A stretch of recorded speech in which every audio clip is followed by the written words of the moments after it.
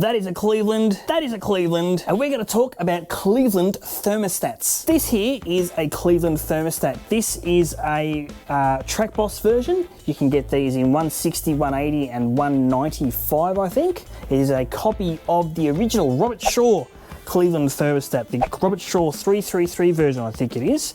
This is also a Cleveland thermostat. This is a Trident version. It is, I think it's made by Motorrad, but they're all the same.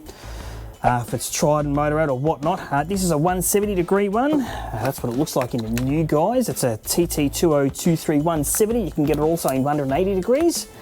This thing here is a Windsor thermostat. So the difference between a Windsor and a Cleveland thermostat is that the Windsor ones don't have a hat. You see that one there versus that one there. This is also sometimes called a button, but I call it a hat so I can say that the Windsors aren't sun smart.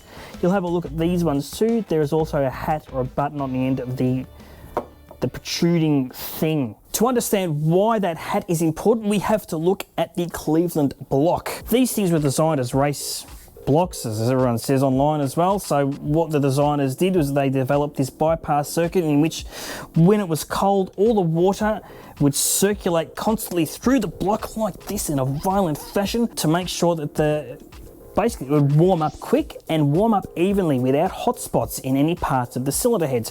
When it got up to operating temperature, this brass button or brass hat would fill in the hole down there like that, sealing up that bypass area and then forcing all of the water to go through to the radiator for maximum cooling. So this block was designed with this thing here, this brass restrictor plate, and in combination with the thermostat, they work in perfect harmony. Now, why the hell did all of a sudden we start seeing these type of thermostats fitted to Cleveland's? And I think there's two theories behind that. One is people just didn't give a shit. They didn't believe that you needed the high flow ones or whatnot, and that's okay. And two, there was a whole heap of miscommunications or wrong boxing or whatever you want to call it.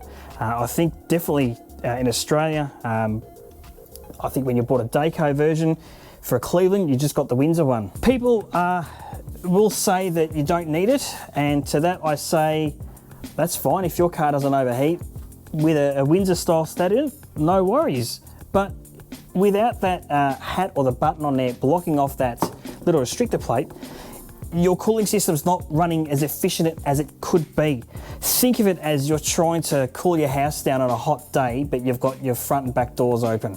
So if your air conditioner's strong enough, hey, you're probably going to cool your house down a little bit. But if you shut your doors, you'll probably find you cool down a lot better. Also, obviously, the higher performance your engine is, the more heat it's going to develop. So if you're running a pretty mild combination with 250 horsepower or some shit like that, you're probably not going to cook your motor. If you're running something with 500, 600 horsepower with alloy heads and all the rest of it, you'll probably notice the difference. And for what these cost compared to what people spend on a motor, just use the right one. Just use the one that's meant for the engine. Use the one that's designed for the motor.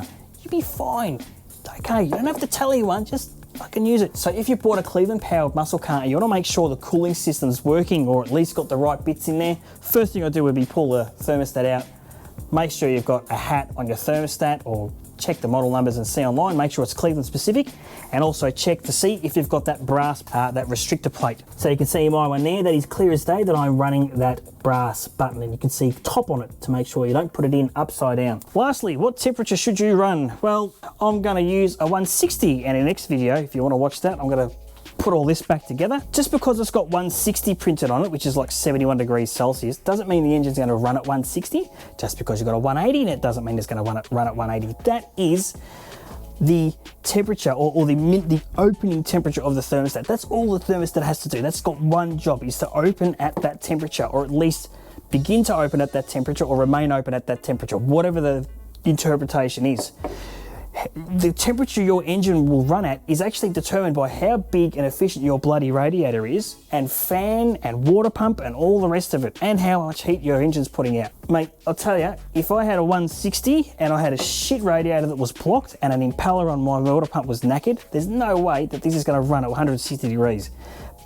Having said that, if I had a radiator twice the size of this, an industrial sized water pump hanging off the front of this thing, and I was living in the Yukon, absolutely. I probably struggle to get to 160 because all the other factors go into your operating temperature. Your engine will run at what it wants to run at if your system is working in harmony regardless of what's printed on your thermostat. That's my take. Take me down in the comments if you don't agree. All right. Stop. Okay, I'll extend an olive branch to any one of you out there that's still running an engine fan on your classic car. Fact is, if the temperature's not stupid, your radiator's in good nick, your thermostat's working properly, at cruise, because your engine fan's drawing so much air through your radiator at 50, 60 miles an hour, it's probably going to cool your car down to where the thermostat opens. But when you're putting around slowly, or if you're idling, you can admit, she creeps up a bit, doesn't it?